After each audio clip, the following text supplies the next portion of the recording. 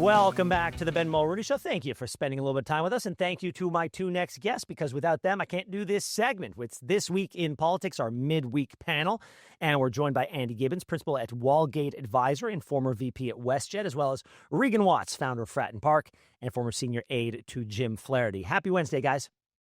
Happy Wednesday. Let's start with what we were talking about in our previous segment, this open letter written to Mark Carney and signed by 95 executives from the oil and gas industry, saying that thus far, over 6 months, he's done a good job, but he's not moving fast enough. And I wonder, I don't know if you guys have read the letter, but he's, I think the oil and gas guys, I think, rightly pointed out that the regulatory system that was put in place by the previous Liberal government that made it so international money is allergic to Canada, investment in Canada, that system still exists. We've now overlaid a new system above that, but that system still exists. And I wonder, we'll start with you, Andy, because somebody with roots in WestJet, the oil and gas industry, very important. So, what are your thoughts on this letter? I think the letter makes a great point. I read it this morning, and it's good that Canadian CEOs are finding their voice and sending out letters like this. I think governments need that. I think the opposition needs that, and everyone knows where they stand. I was listening to your interview beforehand too, and I think it's a legitimate question. Why isn't the government moving as fast on the oil tanker ban, on C-69, and all of these issues that are barriers to investment?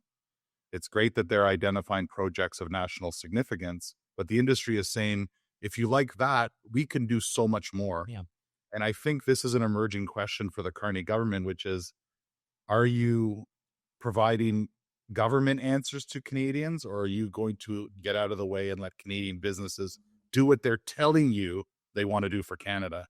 And I think that's a big question over the next 6 months for them. Regan, I know that the Prime Minister has you purring like a kitten, especially when it comes to tone and when it comes to presenting as a different kind of leader than the one that we had prior.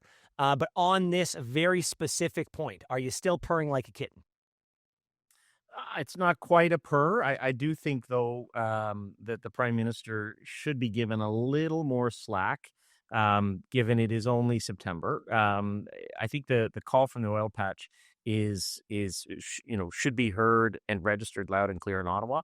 I completely agree with Andy with respect to how corporate Canada is behaving. It's about time we've had CEOs in this country stand up and weigh in on public policy issues, not be political in a partisan sense, because I don't think that's appropriate, and certainly not for shareholders, but absolutely from a country building sense, we need more voices in public policy, not less. Yep. But the Prime Minister, with respect to this issue, I think where it will sting him personally is the fact that they're accusing him of not moving fast enough. And Mr. Carney, who I know and have worked with and has observed closely as he's entered into politics, he's in a hurry, and he wants to get things done in a hurry. And so I suspect this letter they were given a heads up, the Prime Minister and his office, about this letter, and I suspect this letter will be used by Prime Minister Carney and his very capable Energy Minister, Tim Hodgson, as a means of really driving change and outcomes in Ottawa. Because as Andy knows, and Ben, your dad sure talked about this a lot in his book, moving the institution that is the Government of Canada is a heavy lift. Yeah.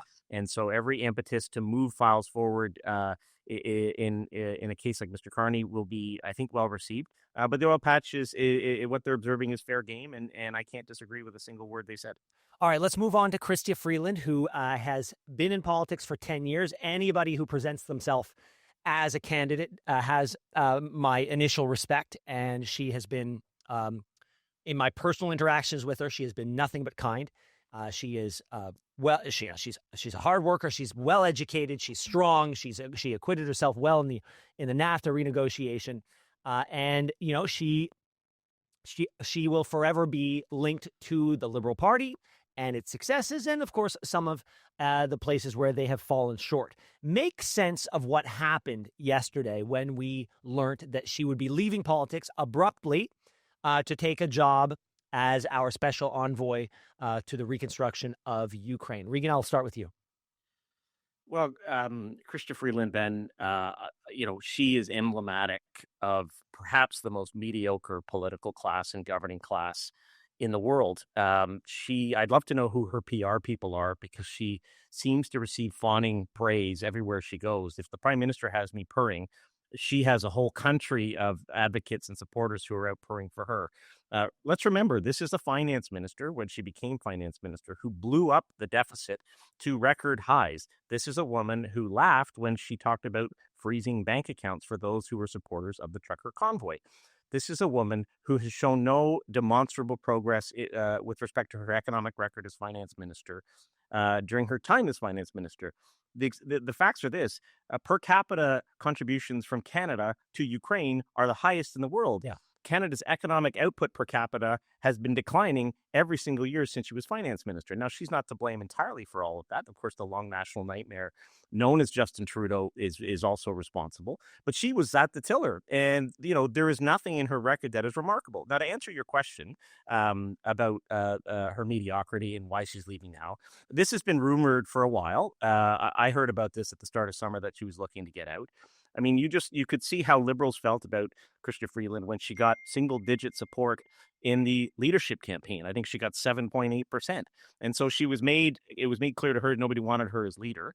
So when that happened, it was only a matter of time when she left. I wish her luck on her role as special envoy for Ukraine. I don't know if anybody cares what she has to say about the issue, but she does deserve some credit because she was part of the G7 finance ministers who took action against Russian interests around asset seizure and whatnot. And that is perhaps the only thing that she can speak to, in my view, worthy as her time as finance minister. But farewell, and I look forward to seeing Steve McKinnon, who's an exceptional minister, in her place at Transport. All right, so that is Regan's very specific interpretation. But could this be then? Could this be the Prime Minister's a magnanimous attempt to give her something, another mountain to climb?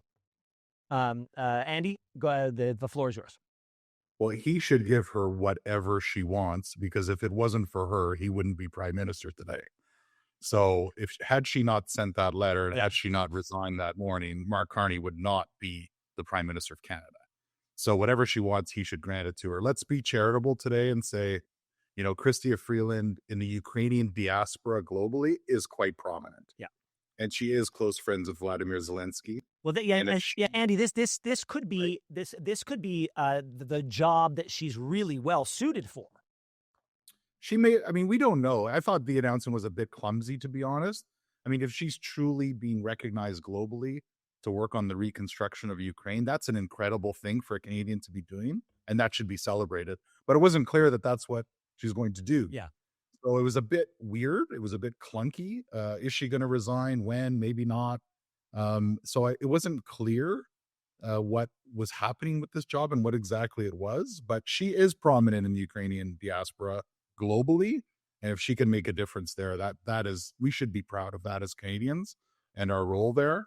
I'm aligned with Regan on some of these things. I'm sure if she could have a redo, she would have divorced Justin Trudeau 2 years prior.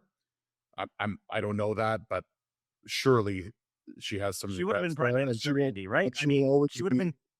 She will always be a co-author of the Trudeau decade. That is going to be an inescapable thing. Oh yeah, no, and Regan's right. There was a moment when she resigned where people were rallying behind her as if she hadn't been co-signing everything that Justin Trudeau was putting forth for 10 years. But like I said, I think she tried to reverse engineer political skills where there were none. This job, from what I can gather, could be something that doesn't necessarily require those skills, and the ones that she has, she could be very well suited for. I don't know. I'm trying to be optimistic here for her because, like I said, I've got personal feelings about Chrystia Freeland that make me want her to succeed. But we're going to take a quick break. When we come back, we're going to be talking about peacekeeping, Canada's role in the world from a perspective of the military, and should we be dipping our toes in trying to bring peace, trying to keep peace in Haiti where there is none already? Don't go anywhere. This is the Ben Mulroney Show. Welcome back to the Ben Mulroney Show, and thank you very much for Andy and Regan for sticking around for part 2 of This Week in Politics, the Wednesday edition. I want to talk, gentlemen, about Canada's military preparedness. I think I pulled over the car a few weeks ago when I heard Mark Carney say that he was going to be giving our brave men and women in uniform, as well as those who preceded them as veterans, a 20% bump retroactive, I believe, in salary to remind them of the appreciation that our government and our country has for their sacrifice. But that doesn't mean we are yet ready to tackle the issues of the world, either both as a Canadian military force or as part of a larger peacekeeping mission. So when the U.S. government comes to the Canadian government and says, we really think that you guys should go into the failed state of all failed states, Haiti, to keep the peace, I think that might be putting the cart before the horse. Andy, what do you think? Yeah, I mean, in 2024, Canada had 17 military officers and 9 police officers globally in UN peacekeeping missions. I mean, I think there's more people at the Tim Hortons on Bank Street in Ottawa, not the busy one, by the way, the not busy one. And in 2016, the Trudeau government committed that they'd have 150 active and engaged military and police officers. So, you know, it's a kind of a sad joke, the state of Canada. And I'm worried about this one because, you know, we do have a reputation as freeloaders and unserious contributors. And that's not a Donald Trump opinion. That was a Barack Obama opinion. It was a Joe Biden opinion.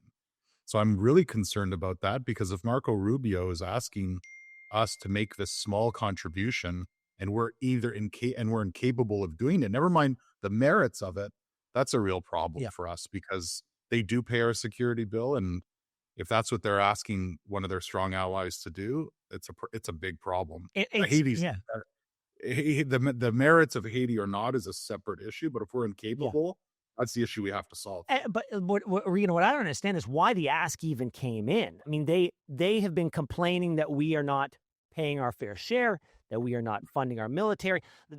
They must know it's a bad faith question to put that to us, because we're not ready for something like this. And they know that. We're getting there. We're getting there thanks to the investments that are coming, but that's going to take a while.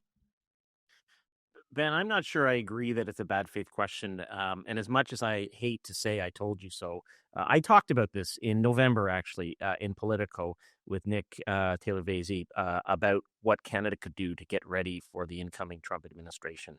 One of the things that Canada has always done, and Andy and I've talked about this offline, and your father, Ben, his record on this is literally the gold standard, which is we have always taken on files that the Americans appreciated and needed some help with.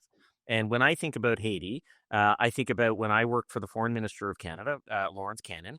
And after the earthquake in 2009, we hosted a conference, a reconstruction conference in Montreal, where Secretary Clinton, who was then working with President Obama, allowed Canada to take a lead in convening and organizing the reconstruction efforts post-earthquake. Unfortunately, those reconstruction efforts have been problematic since then, not least of which is because of the Clinton Foundation and where some of that money went. But that's a different show, not this show.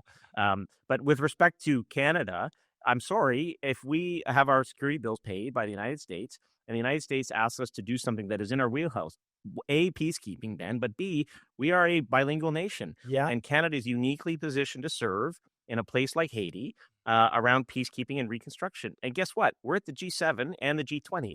And when you're at the big boys and girls table, sometimes you have to pay big girls and boys bills. When the United States government asks us that, it's absolutely in our wheelhouse. We have the capacity to do so. And you should answer in the affirmative and say yes. Hold on, that's the question. Do we have the capacity to do that today? Then if the United States government is asking us to do it, we don't have a choice, especially when they, in diplomatic world, governments typically don't make these asks public. And so the fact that the United States has made this ask public tells me two things. One, they haven't got an answer yet back from the Canadians. And two, they're not sure how the Canadians will respond, and they're probably hedging their bets that they think the Canadians will not answer in a way that they like. Andy may have some views on this, though. Yeah, I mean, how many people do they want? I mean, I went through the stats, Ben. 25 people are engaged in U.S. peacekeeping missions, so we can't do that. But I think the government should be honest with its allies and Canadians. I'm not saying they're being dishonest, but they should say, we're not in that place right now. We have a lot of rebuilding to do. We're not meeting our international obligations. We're on a path to do so. Yeah. So I find it, I'm with Regan. The fact that this is public in this way, it tells us something. about the Americans and how they view us, and the fact that they still consider us derelicts in this regard, and that's really sad for Canada. And listen, I appreciate the need to restore order and somehow put Haiti on some sort of better path that they're on, but there's no peace to keep there. The gangs run the entire country. There's nothing that we can do with our 25 peacekeepers. They've got 25 gang members per block.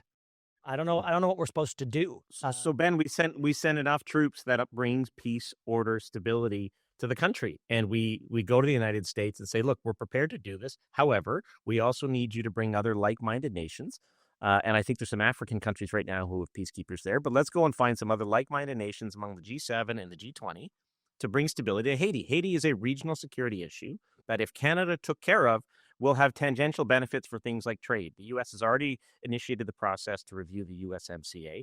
And guess what? It's a give to get piece. And if President Trump and his administration see Canada as stepping up and taking care of a regional security issue, and Secretary Rubio is very well liked in the White House, and he says to the president, my goodness, Canada are really stepping up. It's not perfect, but they're working with us. Mm-hmm. That will have benefits to other things that we deal with the Americans on. Fair enough. All right, let's kind of move to a different story, but same topic.